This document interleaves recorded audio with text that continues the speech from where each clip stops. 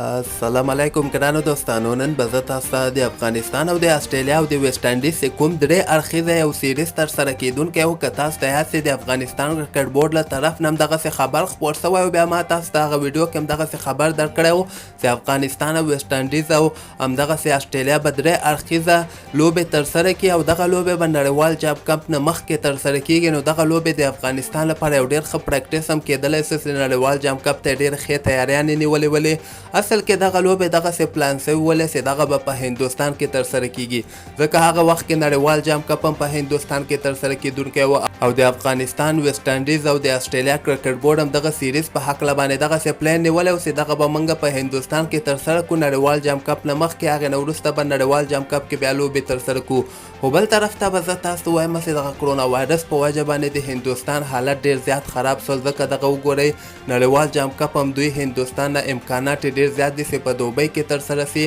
حالانکه هندوستان خو آی سی سی ته دغسې ویلي دي چې تاسو یو میاشت صبر موږ ته نور هم وکئ، هغې نه وروسته بیا فیصله واخلئ. خو زه خیر دی دغه فیصله به وسي، خو دغه سیریز که موږ وګورو اوس نه د افغانستان کرکټ بورډ نه کوم خبر ورکول کیږي او نه د استرالیا کرکټ بورډ نه د دغه سیریز په هکله باندې کوم قسمه خبر ورکول کیږي. خو زه به تاسو ته یو ښه خبر درکړم چې د ویسټ انډیز کرکټ بورډ بیا دغسې خبر ورکړی ده چې دغه د آی پی ایل بقایه لوبې چې کومې شروع کیږي دغه هم سپټمبر او اکتوبر میاشتې کې شروع کیدونکي دي. بل طرف ته دوی وایي چې موږ به دغه آی پی ایل کې د ویسټ انډیز هغه کوم لوبغاړي چې آی پی ایل کې اخیستل سوي دي او په ملي ټیم کې به دوی لوبه ترسره کوي، موږ به دوی نه پرېږدو چې آی پی ایل کې ولوبېږي، ځکه دوی دغسې خبر ورکړی ده چې هغه وخت کې به موږ د افغانستان ملي ټیم او د استرالیا سره چې کوم هغه شروریزه سیریز ترسره کیدونکی وایي دغه کې به موږ خپل لوبغاړي یعنې نړیوال جام کپ ته به د موږ د لوبغاړو لپاره دغه لوبې مهمې دي، نه آی پی ایل کې موږ خپل لوبغاړي پرېږدو. نو دغه یو ښه خبر ده. او بل طرف ته که چېرته دغه سیریز هم ترسره کیدونکی و، هندوستان خو ډېره مشکله ده. که چېرته د افغانستان کرکټ بورډ او د استرالیا او همدغسې د ویسټ انډیز کرکټ بورډ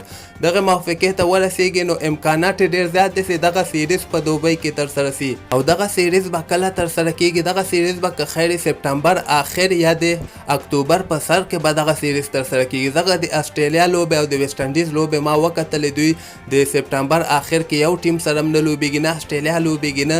ویسټ انډیز لوبېږي او د افغانستان خو به سپټمبر میاشتې کې له پاکستان سره سیریز څنګه د پاکستان سیریز ختم سي. که چېرته د افغانستان کرکټ بورډ لږ کوشش وکړي ویسټ انډیز او استرالیا سره په دغه سیریز باندې خبرې وکړي، نو امکانات یې ډېر زیات دي چې دغه سیریز که خیر د سپټمبر آخر یا د اکتوبر په سر کې دغه سیریز وکړي، نو دغه به د افغانستان لپاره هم ډېر ښه پریکټس وسي، ځکه بیا د اکتوبر 14 او 15 تاریخ چې کوم ده هغه نه نړیوال جام کپ بیا که خیر شروع کیدونکی ده. نو که خیر یو څو ورځو کې به هر شی واضحه سي چې د افغانستان او د استرالیا او د ویسټ انډیز سیریز ترسره کیږي او که دغه هم کینسل سوی ده چې څنګه ما کوم قسمه خبر ترلاسه کړه زه به تاسو ته په دغه چینل کې خبر حتما درکوم. نو چینل در سره حتما سبسکرایب کړئ او دغه څنګ کې چې بیل آیکن د دغه باندې کلیک وکړئ، نو بیا چې کله هم زه نوې ویډیو اپلوډ کړم ټول نه مخکې به تاسو ته درځي.